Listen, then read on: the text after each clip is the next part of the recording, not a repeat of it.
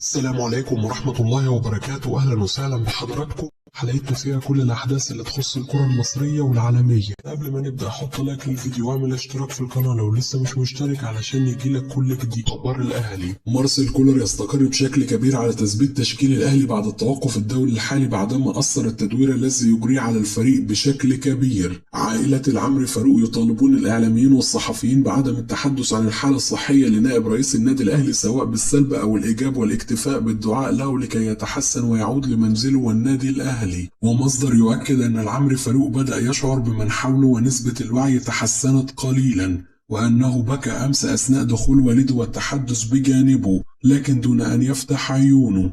الكابتن محمود الخطيب ينهار من البكاء في المستشفى المحتجز فيها العمري فاروق نائب رئيس النادي الأهلي بعد دخوله العناية المركزة لإلقاء نظرة على الحالة. مارسيل كولر يتحفظ بشكل كبير على فكرة إقحام كريم نيدفيد في صفقة عمر كمال عبد الواحد ويتمسك باستمرار اللاعب مع الفريق رغم نفي الأهلي أكثر من مرة. تقارير صحفية. الأهلي يجدد اهتمامه بالتعاقد مع محمد كوناتي المهاجم الإفريقي المميز الذي يلعب بالدوري الروسي. بيراميدز يغري أسامة جلال ب100 مليون جنيه في 4 مواسم لإقناعه بالتجديد ومنع انتقاله للأهلي، ويعرض على محمد حمدي الحصول على راتبه بالعملة الصعبة حتى يجبره على التفكير مجددا في مصيره والتراجع عن خطوة الانتقال للأهلي نهاية الموسم مجانا. ياسر ريان يؤكد أن الأهلي لم يتحدث مطلقا مع نجله للعودة للفريق في يناير القادم، وأنه مستقر نفسيا في سيراميكا كليوباترا حاليا، وأنه لو احتاجوا الأهلي سيكون الأحمر مطالب بسداد 22 مليون جنيه فقط لسيراميكا بسبب البند المتواجد في عقد نجله. استاد القاهرة يعد إدارة النادي الأهلي بإنهاء أعمال زراعة البذور الشتوية سريعا لاستضافة مباراة الفريق أمام شباب بلوزداد الجزائري في الجولة الثالثة من دور المجموعات لدور الأبطال. والأحمر يستقر على خوض مواجهة مديام الغاني على استاد السلام. بعض لاعبي المنتخب الوطني يهنئون عمر كمال عبد الواحد بعدما قاب قوسين أو أدنى من ارتداء قميص القلعة الحمراء. محمد شريف ينفل المقربين كل ما قاله محمد فاروق عن تحدث الأهلي معه للعودة ورفضه الأمر، ويؤكد أنه تحت أمر الأهلي لكن لم يتحدث معه أي مسؤول من الأحمر بخصوص هذا الأمر، وأنه يركز حاليا في تجربته الجديدة بالسعودية. الكاف يغرم الأهلي 120 ألف دولار بسبب ما بدر من الجماهير بعد مواجهة صن داونز في دور السوبر الأفريقي، والأحمر يدرس تقديم استئناف بسبب ضخامة المبلغ. محمد النني يصف الأهلي بالنادي الأكبر في قارة أفريقيا في حواره المطول على موقع أرسنال الرسمي، ويؤكد أن بدايته كانت في القلعة الحمراء رغم تأكيد مصادر لنا سعي النادي للتعاقد مع مهاجم جديد بدلا من موديست.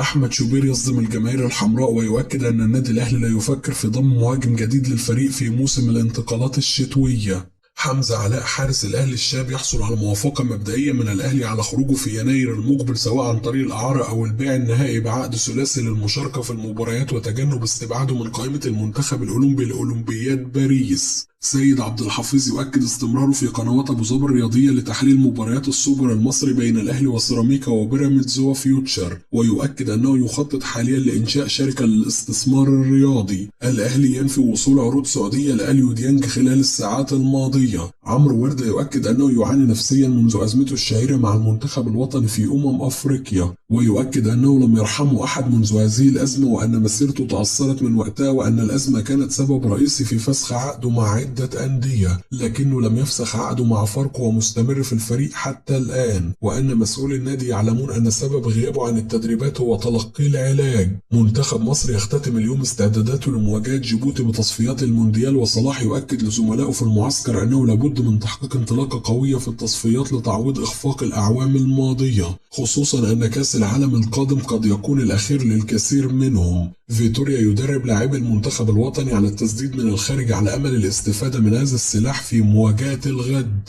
الزمالك يلجأ للمدربين المصريين الذين يعملون في ليبيا للتعرف بشكل أكبر على مسلم الليبي قبل مواجهته في الكونفدرالية. أحمد أمين أوفا مهاجم إنبي معلقا على اهتمام الأهلي بالتعاقد معه. عقدي مع إنبي ممتد الموسمين وتركيزي مع الفريق في الوقت الحالي، ولكن بلا شك أي لاعب يتمنى أن يرتدي قميص القلعة الحمراء، وحلمي حاليا هو الانضمام لمنتخب مصر وأسعى دائما لهذا الهدف. تامر مصطفى: مارسيل كولر يحتاج لتثبيت التشكيل مع الأهلي، فكثرة التغييرات تضر بالفريق وهناك فرق بين سياسة التدوير الصحيحة والتغيير الذي يؤثر على انسجام الفريق. أعلم أن ضريبة النادي الأهلي تقضي دائما بالمشاركة في الكثير من البطولات، ولكن لابد من ثبات التشكيل بشكل أكبر. كولر أيضا يحتاج للصبر على لاعبيه. أي لاعب في الوقت الحالي ومع بداية الموسم مستواه متراجع قادر على الإنتاج فيما بعد، وهذه نصيحتي له. إنبي نموذج يجب أن تنظر له الأندية حتى الأهلي والزمالك في اكتشاف المواهب، وفكرة الاستثمار والمشروع مهم وهو ما يتبناه نادي إنبي. أوساريو مدرب غير واقعي ورحيله سيفيد الزمالك، فما ينفعش تيجي بخطة جديدة وعايز تنفذها من أول يوم غصب عن اللعيبة. لازم تاخد وقت ولازم تقيس القماشة اللي معاك كويس، وفي بعض المباريات لازم يكون عندك مرونة. لكن أوساريو غير واقعي في كثير من المباريات ورحيله مفيد للزمالك بكل تأكيد. هشام يكن: متفائل بقدرة المنتخب الوطني على الصعود لكأس العالم القادم،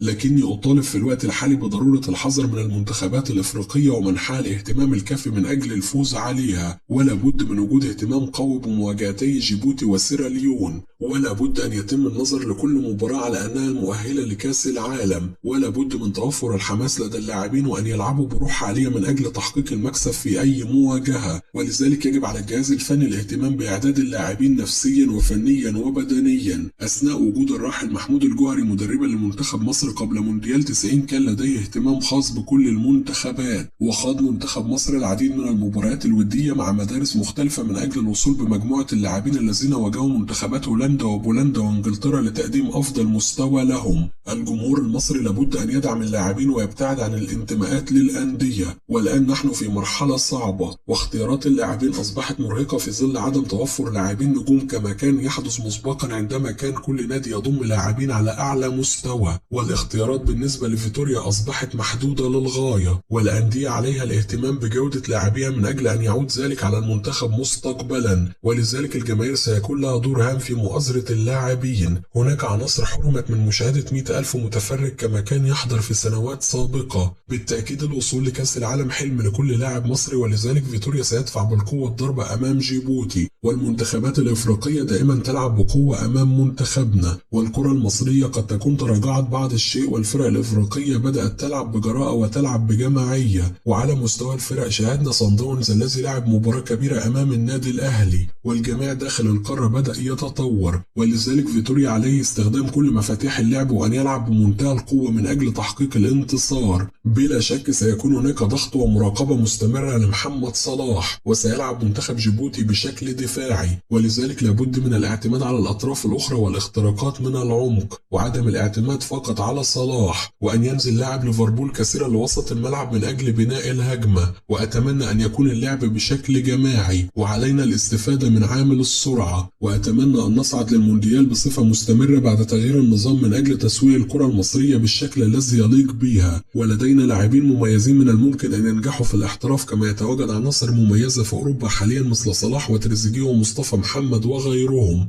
أحمد فتوح لاعب الزمالك تصرف بأسلوب خاطئ، ولذلك كان قرار مجلس الإدارة بعرضه للبيع، وهو ما قوبل بترحاب بين الجماهير، لأنه لا يوجد لاعب قادر على لوي دراع النادي والجماهير، ودائما الزمالك أكبر من أي لاعب وقادر على صناعة النجوم. كده تكون انتهت أخبارنا، أشوفكم على خير في حلقة جديدة.